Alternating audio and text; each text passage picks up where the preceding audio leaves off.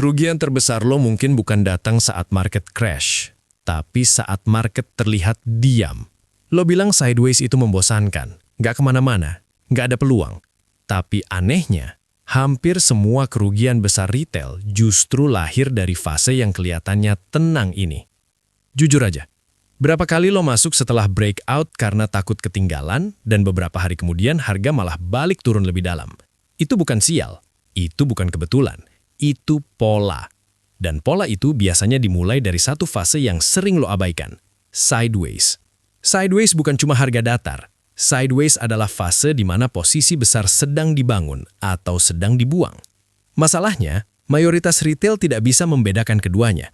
Dan kalau lo salah baca fase ini, lo bukan cuma kehilangan peluang, lo bisa jadi pembeli terakhir sebelum harga runtuh. Di video ini, gue bakal tunjukin cara membaca jejaknya sebelum harga bergerak.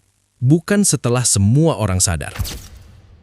Retail benci sideways karena tidak ada sensasi, tidak ada lonjakan cepat, tidak ada cerita heroik naik 10% dalam sehari. Grafiknya datar, volatilitas kecil. Setiap kali terlihat mau naik, balik lagi ke area yang sama. Rasanya seperti buang waktu. Dan justru karena terasa seperti buang waktu, kebanyakan orang tidak sadar bahwa keputusan besar sering dibuat di fase ini. Coba bayangkan satu saham hipotetis, sebut saja saham XYZ. Setelah rally dari 800 ke 1200, harga berhenti naik. Bukan turun tajam, bukan lanjut terbang. Dia cuma bergerak antara 1150 sampai 1250 selama 2 bulan. 2 bulan. Retail mulai bosan, grup saham mulai sepi, influencer pindah bahas saham lain yang lebih hidup. Volume terlihat normal-normal saja, tidak ada drama. Mayoritas retail berpikir sederhana. Kalau memang kuat, harusnya langsung naik. Logika itu masuk akal secara emosional, tapi tidak selalu benar secara struktural. Big money tidak bisa masuk seperti retail. Retail bisa beli dalam satu klik. Selesai. Tapi kalau dana besar ingin kumpulkan posisi signifikan, mereka tidak bisa beli sekaligus. Kalau mereka beli agresif, harga akan langsung melonjak dan mereka menaikkan harga beli sendiri. Itu bukan strategi. Karena itu mereka butuh waktu. Mereka butuh likuiditas. Mereka butuh lawan transaksi. Dan lawan transaksi paling nyaman adalah retail yang bosan. Sideways memberi mereka dua hal, waktu dan harga yang relatif stabil. Kalau harga terlalu cepat naik, terlalu mahal. Kalau harga turun tajam, sentimen rusak. Sideways adalah kondisi ideal untuk menyerap suplai tanpa menarik perhatian. Tapi disinilah sisi gelapnya. Sideways juga bisa menjadi fase distribusi, dan ini yang membuat fase ini berbahaya. Karena dari luar, akumulasi dan distribusi sering terlihat sama. Harga tidak kemana-mana. Range sempit, tidak ada sinyal dramatis. Yang membedakan bukan bentuknya, yang membedakan adalah siapa yang menguasai suplai. Masalahnya, niat tidak pernah terlihat di chart. Yang terlihat hanya jejaknya. Dan kebanyakan retail tidak membaca jejak. Mereka membaca hasil akhir. Saat harga naik cepat, mereka merasa pintar. Saat harga turun tajam, mereka merasa sial. Saat harga sideways, mereka merasa tidak ada apa-apa. Padahal justru di situ, posisi besar sedang dibangun atau dilepas. Sideways memancing dua reaksi ekstrim. Yang pertama, overtrading. Karena bosan, trader mulai scalp di range sempit, beli di support, jual di resistance, ulang terus. Terlihat cerdas, sampai satu hari harga break tanpa aba-aba dan tidak kembali. Yang kedua, apatis. Karena tidak bergerak, trader keluar dan pindah ke saham lain yang lebih aktif. Lalu ketika akhirnya breakout besar terjadi, mereka masuk di harga yang jauh lebih tinggi. Kalau lo pernah mengalami salah satu dari dua ini, itu bukan karena lo bodoh. Itu karena lo manusia. Manusia tidak suka ketidakpastian yang membosankan. Kita lebih nyaman dengan pergerakan jelas, naik atau turun. Tapi pasar tidak peduli dengan kenyamanan lo. Sekarang kembali ke saham XYZ tadi. Selama 2 bulan sideways di 1150 sampai 1250, retail melihatnya sebagai saham mati suri. Tidak ada momentum, Tidak ada berita besar, tidak ada alasan untuk tertarik. Tapi bagaimana kalau setiap kali harga turun ke 1160, selalu ada penyerapan volume besar? Bagaimana kalau setiap kali muncul tekanan jual, harga tidak pernah benar-benar breakdown? Dari luar terlihat datar, tapi dari dalam bisa jadi sedang terjadi akumulasi bertahap. Sebaliknya, bagaimana kalau setiap kali harga mendekati 1250, volume jual meningkat signifikan? Harga sulit menembus resistance. Setiap kenaikan cepat langsung dipatahkan. Itu bisa jadi distribusi perlahan. Yang membuatnya berbahaya adalah ilusi stabilitas. Sideways memberi rasa aman palsu. Karena tidak ada penurunan tajam, orang merasa risiko kecil. Padahal bisa jadi itu hanya jeda sebelum fase berikutnya. Dan fase berikutnya bisa sangat berbeda. Retail sering berpikir linier. Naik berarti kuat, turun berarti lemah, datar berarti netral. Padahal sideways bukan netral. Sideways adalah fase transisi kendali. Kalau supply makin berkurang dan demand perlahan naik, sideways adalah fondasi sebelum markup. Tapi kalau demand melemah dan supply diam-diam meningkat, sideways adalah atap sebelum runtuh. Dan yang ironis, banyak orang baru merasa yakin setelah breakout terjadi. Harga tembus 1250, volume melonjak, timeline ramai. Retail masuk karena merasa konfirmasi sudah jelas. Tapi kalau akumulasi sudah 2 bulan berlangsung, siapa yang punya posisi terbaik? Yang beli saat sepi atau yang beli saat ramai? Masalahnya beli saat sepi itu tidak nyaman. Tidak ada validasi sosial. Tidak ada euforia. Tidak ada cerita heroik. Hanya keyakinan pada struktur. Sideways memaksa lo berpikir. Dan mayoritas orang tidak suka dipaksa berpikir terlalu lama. Di fase ini, kesabaran jadi mahal. Disiplin jadi penentu. Ego jadi musuh utama. Karena di sideways, lo tidak bisa pamer hasil cepat. Yang ada hanya proses. Dan di pasar saham, proses seringkali membosankan sebelum akhirnya menghasilkan. Tapi ini membawa kita ke pertanyaan yang lebih penting. Kalau dari luar akumulasi dan distribusi terlihat mirip, kalau sama-sama sideways, kalau sama-sama tidak jelas, lalu bagaimana cara membedakannya? Sekarang kita masuk ke bagian yang lebih teknikal. Bukan teori sakral, bukan pola ajaib yang selalu berhasil. Kita bicara soal probabilitas. Karena satu hal yang harus lo terima dari awal, tidak ada cara yang 100% memastikan ini akumulasi. Yang ada hanyalah jejak. Dan jejak itu meningkatkan peluang lo berada di sisi yang benar. Tanda pertama bisa lo lihat dari reaksi harga di area support. Dalam sideways yang sehat, support bukan sekedar garis horizontal di chart. Support adalah area di mana tekanan jual berulang kali diserap. Lo akan lihat harga turun mendekati level yang sama beberapa kali. Tapi setiap kali turun, pantulannya cepat. Bukan pantulan yang ragu-ragu. Bukan recovery lambat yang terseret, tapi reaksi yang tegas. Misalnya, IHSG lagi fluktuatif karena sentimen global. Hari ini perbankan naik, besok energi koreksi, rotasi sektor cepat. Di tengah kondisi itu, ada satu saham yang turun ke area 1150 sebanyak 3 kali dalam sebulan. Setiap kali turun ke sana, volume muncul, dan harga langsung kembali ke tengah range. Itu bukan kebetulan. Kalau memang lemah, biasanya support makin lama makin rapuh, pantulan makin pendek, waktu recovery makin lama, tekanan jual makin agresif.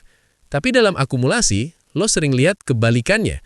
Support justru terasa semakin hidup. Retail sering salah membaca fase ini. Mereka melihat harga turun ke support dan berpikir, ini mau jebol. Mereka jual karena takut breakdown, lalu harga justru ditarik kembali ke atas. Itulah yang sering disebut shakeout. Tujuannya sederhana, membersihkan tangan lemah.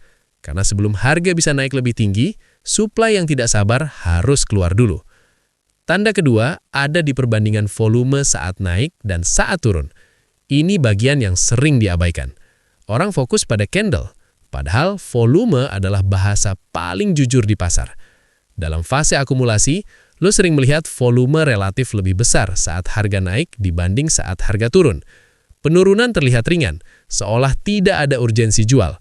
Tapi saat harga bergerak naik di dalam range, volume muncul lebih signifikan. Artinya ada minat beli yang lebih agresif dibanding tekanan jual.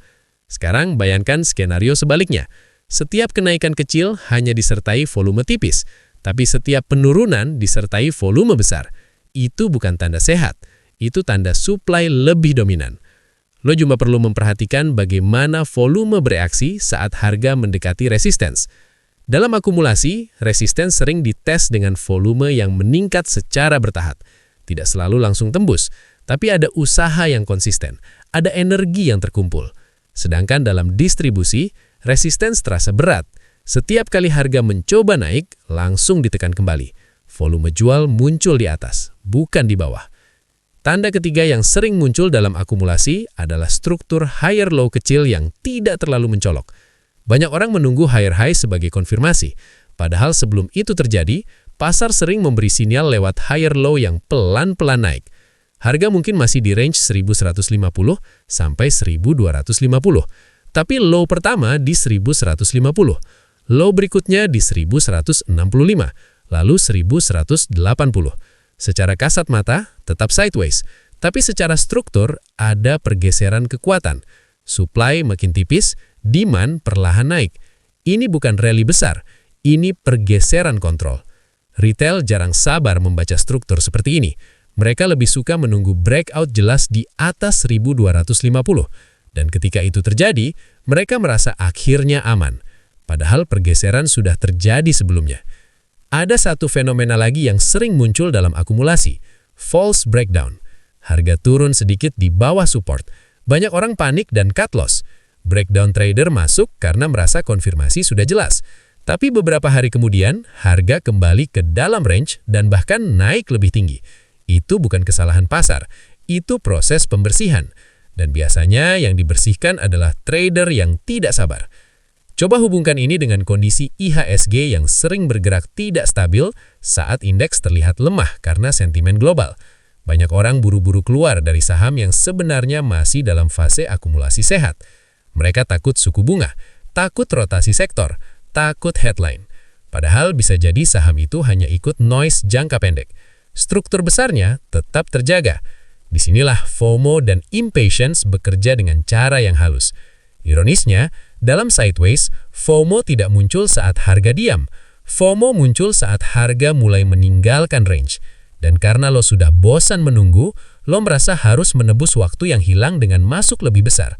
Itu momen paling rawan. Karena saat breakout terjadi, risk-reward biasanya sudah tidak seideal saat harga masih di bawah resistance.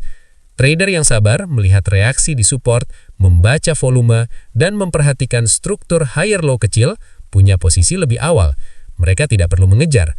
Tapi semua ini tetap soal probabilitas. Karena kalau yang lo lihat ternyata bukan akumulasi, kalau volume naik ternyata hanya distribusi tersembunyi, kalau higher low itu cuma ilusi sebelum breakdown besar, maka yang terjadi berikutnya bisa jauh lebih menyakitkan. Dan disitulah kita masuk ke sisi yang lebih tidak nyaman. Kapan sideways itu bukan fondasi sebelum naik, tapi justru atap sebelum runtuh. Sekarang kita bicara sisi yang tidak enak. Karena kalau lo cuma belajar membaca akumulasi tanpa memahami distribusi, lo belum siap. Dan di pasar, setengah siap sering berujung penuh rugi. Sideways tidak selalu berarti sedang dikumpulkan. Kadang justru sedang dibagikan pelan-pelan. Distribusi tersembunyi itu jarang dramatis. Tidak ada candle merah panjang berturut-turut. Tidak ada berita buruk besar yang langsung menghantam harga. Yang ada justru ketenangan yang menipu. Harga bergerak di range sempit, stabil, seolah aman. Tapi setiap kali mendekati resistance, tekanan jual muncul lagi.